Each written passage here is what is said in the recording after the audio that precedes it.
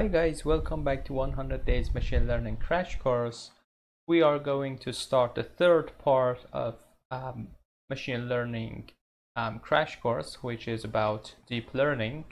This is the first session of deep learning, and it is just an introduction. So we are going to going deeper in the subjects and topics in more detail in next sessions, and so this session is just for introduction and introduce some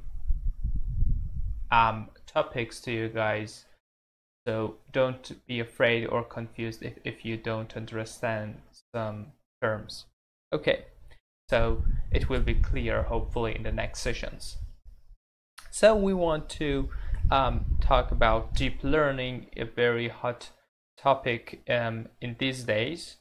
In deep learning, we want to learn some representation of data and convert an input or data into some different layer of abstraction to extract the feature from the data. We will talk about this more in the next slides, but just you should know that we want to decompose an image or any other input or data into some different level of abstractions. What do we mean by abstraction? We will see in the next slides what do we mean by different level of abstractions and or details. And deep learning algorithms showed their performance there, and they are actually state-of-the-art algorithms to and they outperformed traditional algorithms in lots of tasks like natural language processing, image processing, or computer vision. Okay, but we want to dive a little more into deep learning. So in conventional machine learning methods, we had two different stages. So in the first stage, we have the feature extraction part or feature extraction state, which we should do as an engineer or expert. So let's say if we have an image, then we extract some different features from this image, maybe the histogram of the image,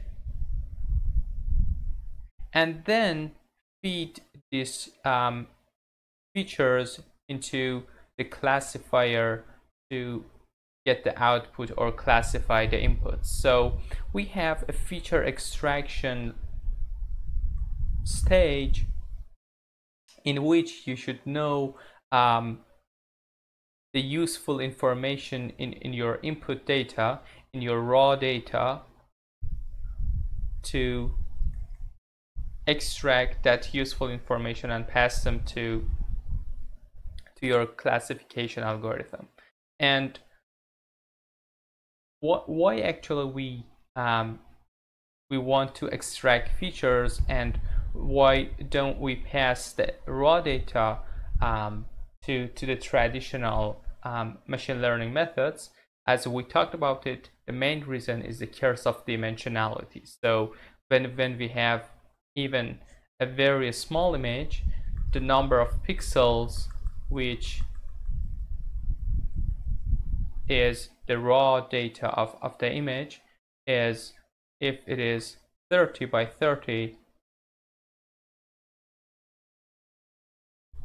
it is 900, which is kind of a lot for SVM or some other classifiers based.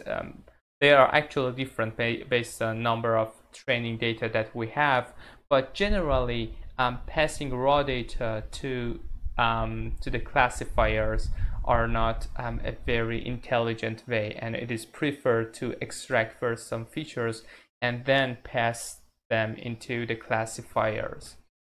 And so this is the way of conventional machine learning methods. So we have an hand-designed feature extraction stage in which we, as an expert or as a data scientist, extract some features from the data, then pass them to the classifier and let the classifier to learn to discriminate between the output data.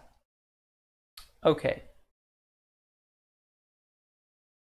So by extracting features, we would have something like this. Then in the classification stage, we just need to learn something like this as a classifier.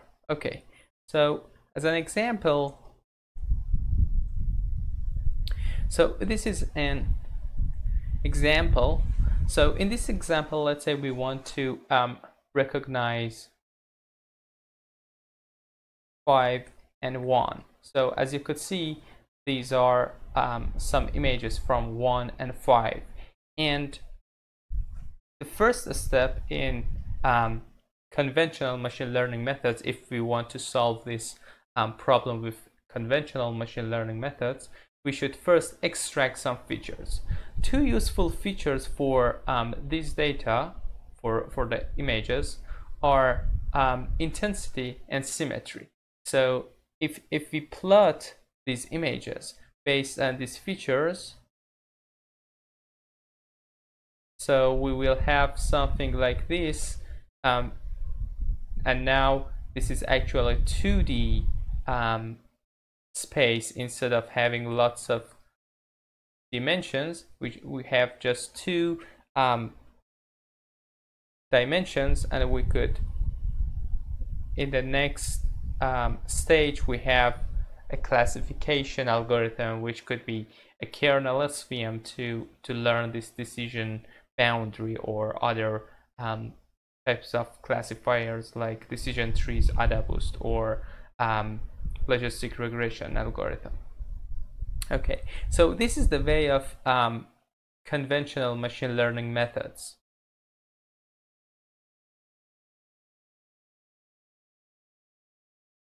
So the point is that in conventional machine learning methods, or in traditional learning methods, the performance of your algorithm is heavily dependent on the choice of these feature engineered features or handcrafted features. So in this case, for example, if instead of intensity and symmetry, someone else choose, let's say, number of black pixels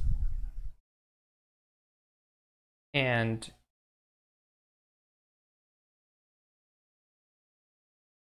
another feature like maybe edge map, then we will get totally different performance for the output. So designing the features is so important in traditional machine learning algorithms, or in other words, the representation of data. So we could think as x1 and x2 as a representation of these images.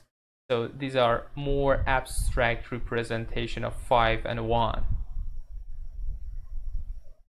We say that they are more abstract because from lots of dimensions in here, from a high dimension space in here, we have just 2 dimensions in here. Okay, so designing proper features is so important for traditional machine learning methods. But the point is that the hard and the difficult task is that for different images and input data like sounds, MRI images, and different other types of time series sequences, we have to design different features and engineer some features that most of the times are really hard to design this kind of features to get the suitable performance. So computer vision researchers, or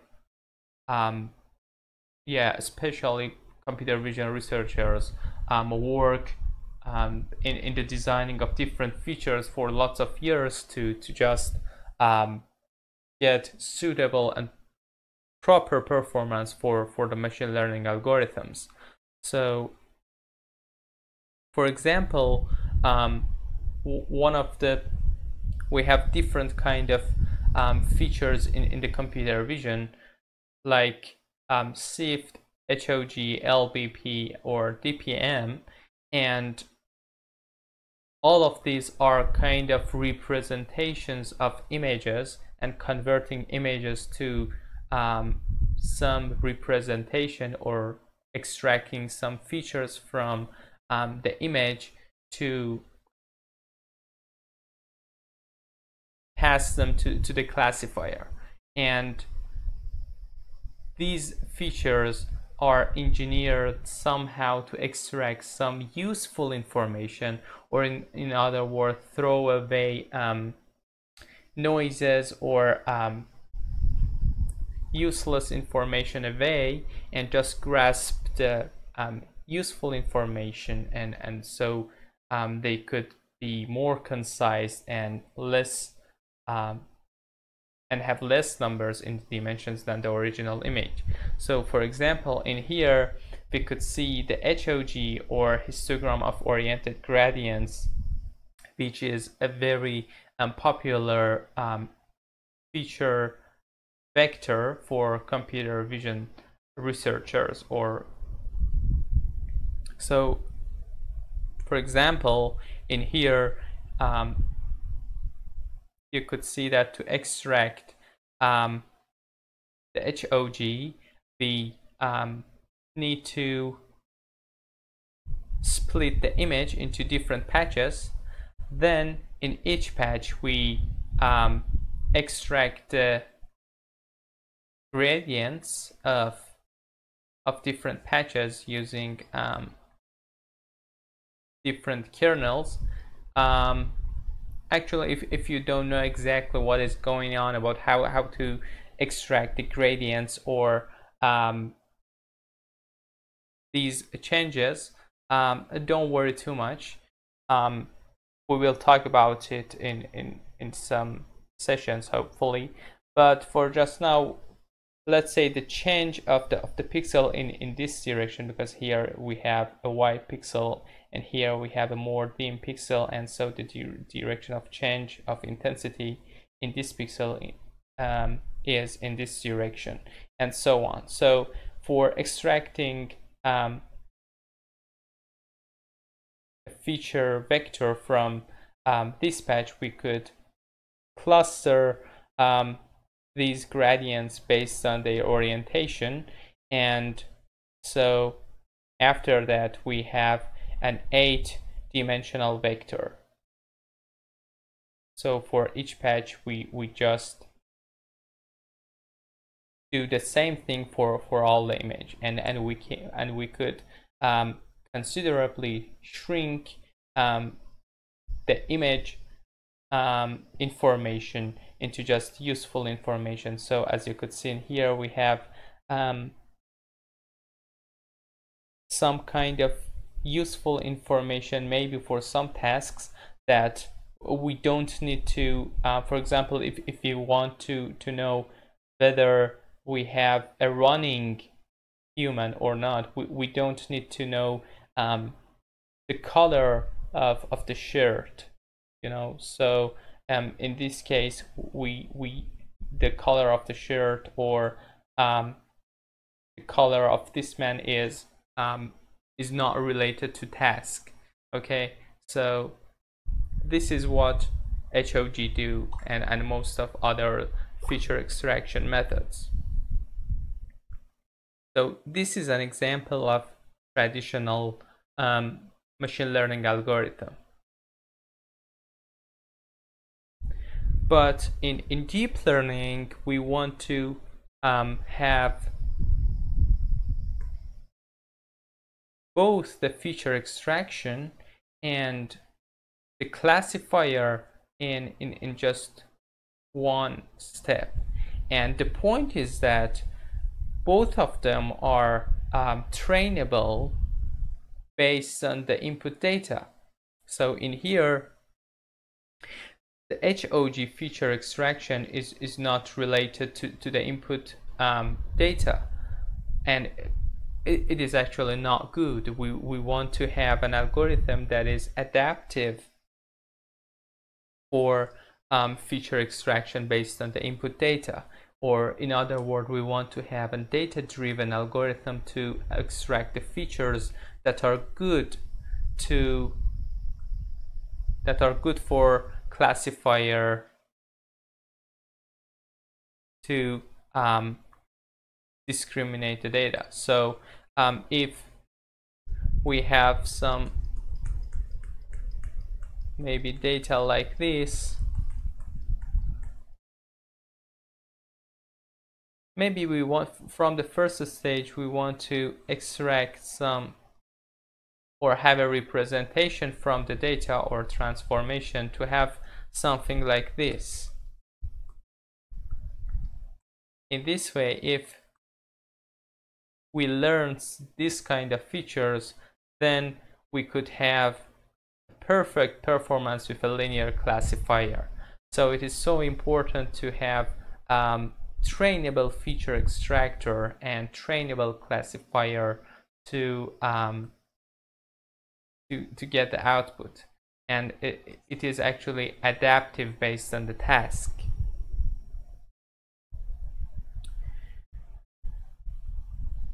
So actually in machine learning, this is not a new topic, and there are some kind of discussions in this area, but the deep learning difference is that it wants to represent the data with some simpler representation and in a hierarchical form, which try to decompose the input into some simple and interpretable forms. Let's see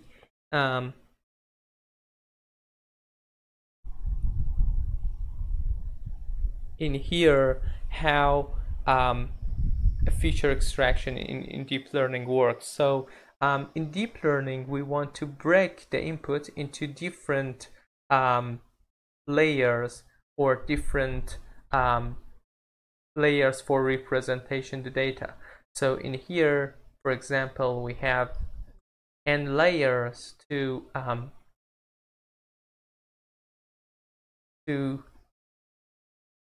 achieve a good transformation, maybe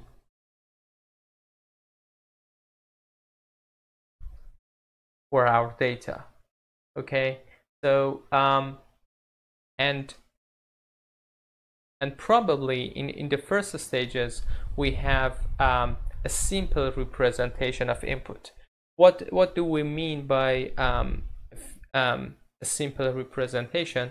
Let's see in here an example of CNN. We will talk about how these images are calculated and drawn, but for now just we want to talk about this. So this is an example of simple CNN or simple convolutional neural network. So the thing that the convolutional neural network extract in the first layer, so this is relate to the first layer and so on. So in here, as you could see, these are some simple edges from the image.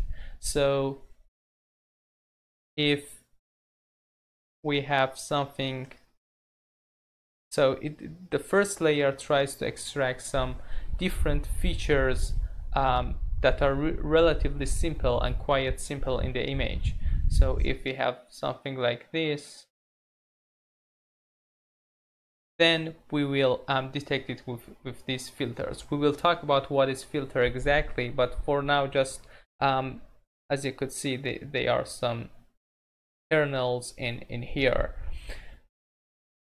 Okay, in the next layer, we have a combination of these edges or corners in here to create more abstract and more complicated combination of these simple terms to create, for example, eyes, mouth, nose, and so on. And in the next stage, by combining different parts of human face parts, we create different faces. Okay, so this is how logically a CNN works. As you could see in here, first it tries to extract some simple features from the image, and then with different combinations of more simpler components from the previous layers, it could build more complicated and abstract features. And for example, this is a good network for face recognition, probably, and so on. So we have the same logic in here. And the point is that just note that when we want to have face recognition, we have in the low layers, we have this kind of features that are important. When we want to recognize cars, we have similarly features for also car recognition, and also for elephants, for chairs, and for all of them. So this is actually very good news that for different tasks we have some kind of same decomposition in the first layers. So it means that all of the elements have same kind of decomposition in the first layers and made by same things in the first layers. For example, all of the images, it is actually obvious that all of the images are made by different edges and corners. So we could create all of them with different kind of edges and corners. Okay. So this is actually a neural network or multi-layer neural network. We will talk about these MLPs later in detail, but just for now, we call these input units, and these are output units, which we want to derive the output,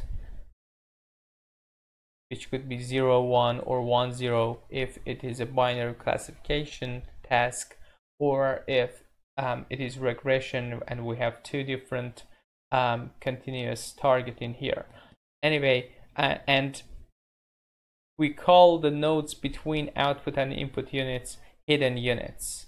These are first hidden layer units, and this is second hidden layer unit.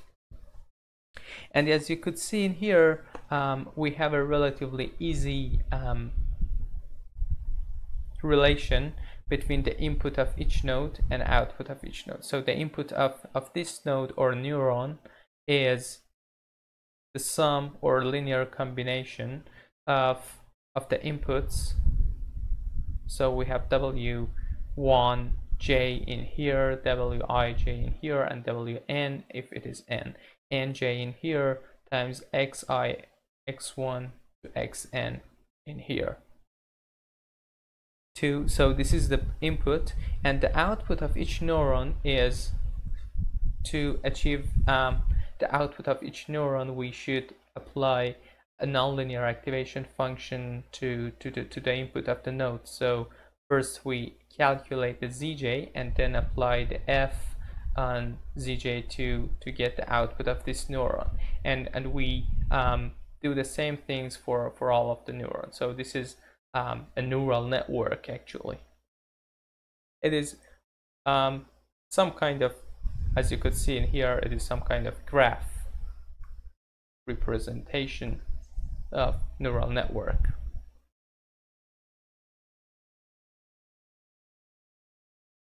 Okay, so the thing that we talked about it is compositionality, which we have seen that different tasks maybe are common in low-level features. So maybe it is useful for us to use the same kind of low-level features for different kind of tasks, and this could give the deep learning a great power to learning the different representation of data based on some simple features.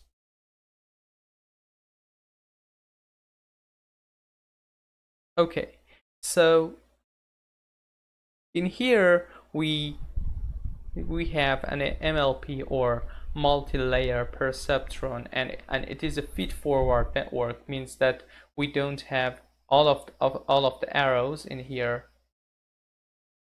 are in this way. We will talk about it in more accurate way in later, but we don't have something like this. So these are called feed-forward networks.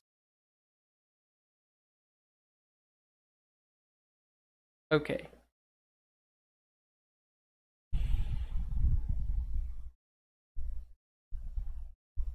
So in training a neural network, we just have, if we have 3 input features and we have one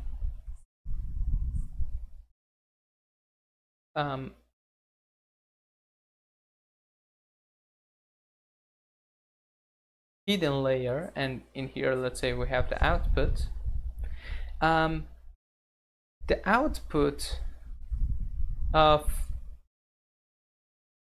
these hidden layer is actually we will learn different kinds of weights in here to determine the output of hidden layer. So when we want to train the neural network, the input nodes are determined and the output node is also determined, but the output of the hidden layers, we want to change them, or we want to have, we could see the output of the hidden layer as some different kind of representation of input data. So we want to tune the representation of the input data based on the hidden layers weights to simplify the classification and get the suitable performance for the classification task.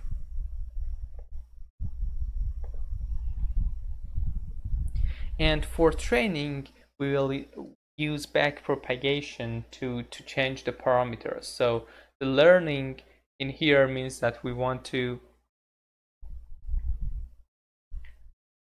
learn W11, W12, and so on. So these are the weights of the neural network that we want to learn, and we will do that with backpropagation. We will talk about it in the next sessions. Okay.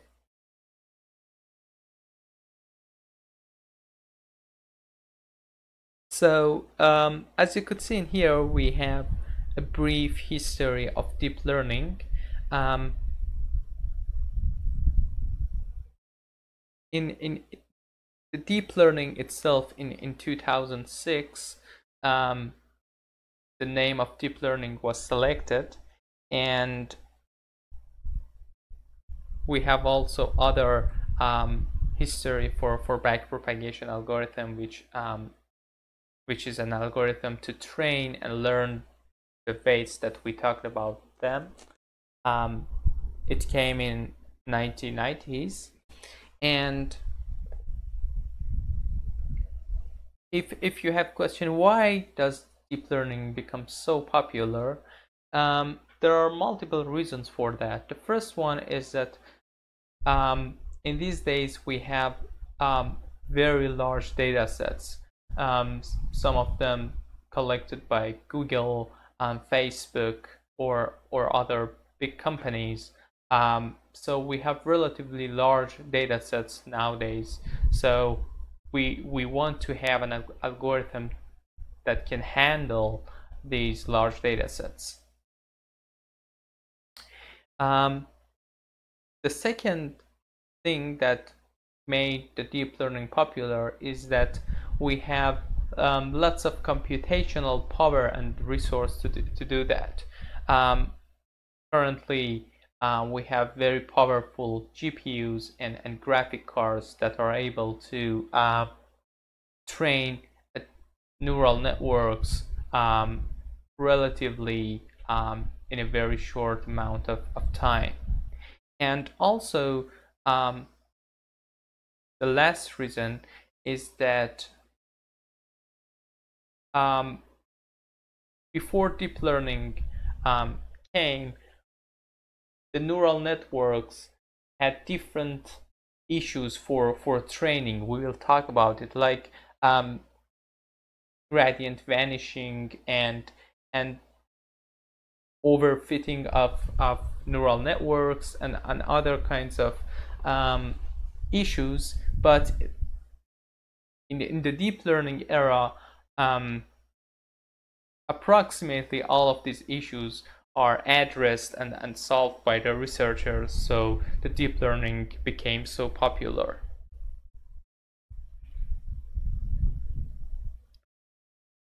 And as you could see in here, the accuracy, one of the important features of deep learning is that when in traditional machine learning algorithms, when you increase the training samples,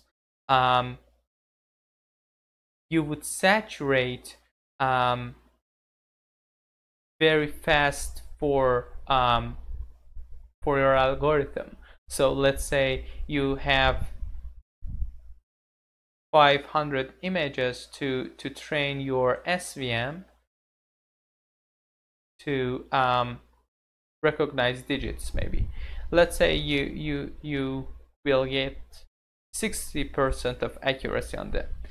Now if you increase your training data, let's say now you have 5 million of images to train your SVM, then maybe you will get 70%. So you have a very saturated accuracy based on training samples in traditional machine learning algorithms. But in deep learning, typically you have a very good increase in accuracy or in your performance when you increase your training samples. So probably if with 500 training samples you get 60% accuracy with a CNN, with increasing to 5 million you will get probably 99% of accuracy in with CNNs. So it is another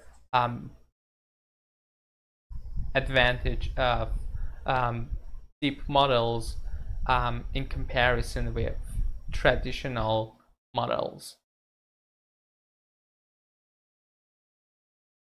For example, one of the large data sets that is used in image classification is ImageNet, and it is so famous. It has 22,000 categories and 14 million images.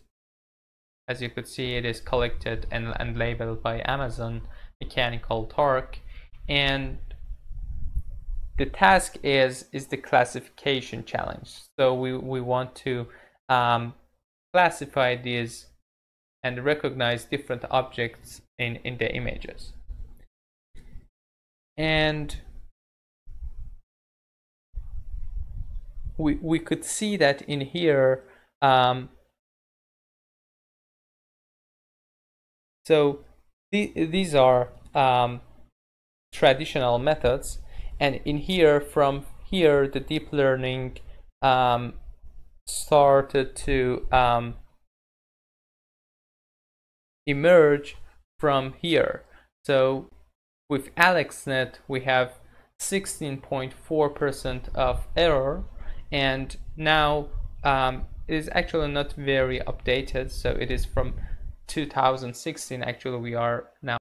So for example, for ResNet, we have 3.57% of error rate, which is better than the performance of human on this data set. So it is quite impressive performance by deep learning.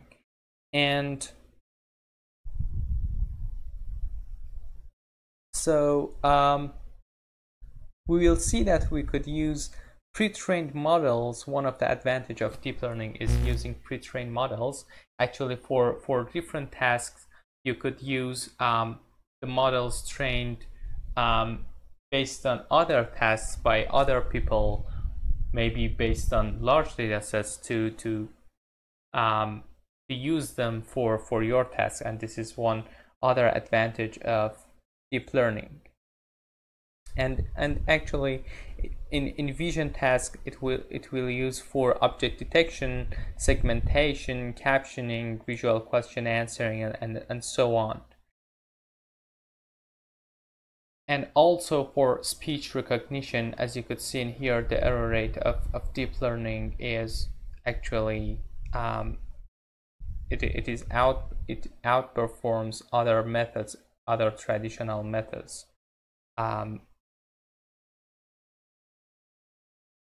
After the deep learning part, we will see the deep reinforcement learning, which is actually a way to the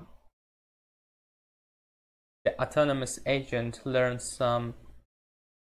doing some task by trial and error,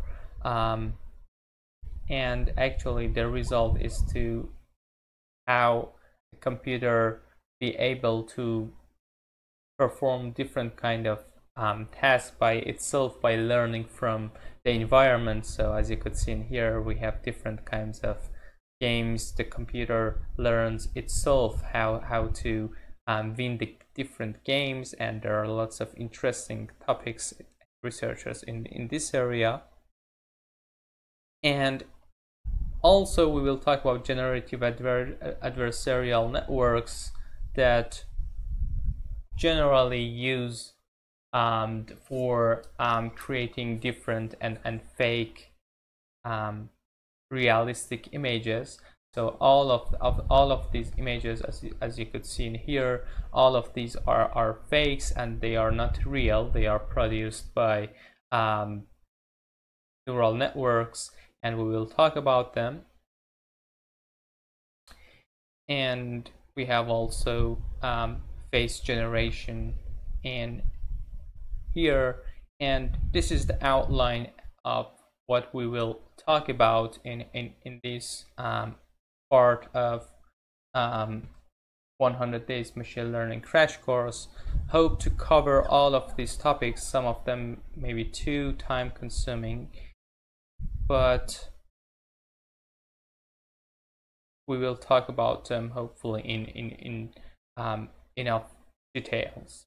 So and for reading, I highly recommend to read the deep learning book of Young Goodfellow. It is actually free, and it is in GitHub. So you could download it from here. it is a really good book for the deep learning. Okay, hope you enjoyed from the first session in deep learning, and hope to see you in the next session. Bye.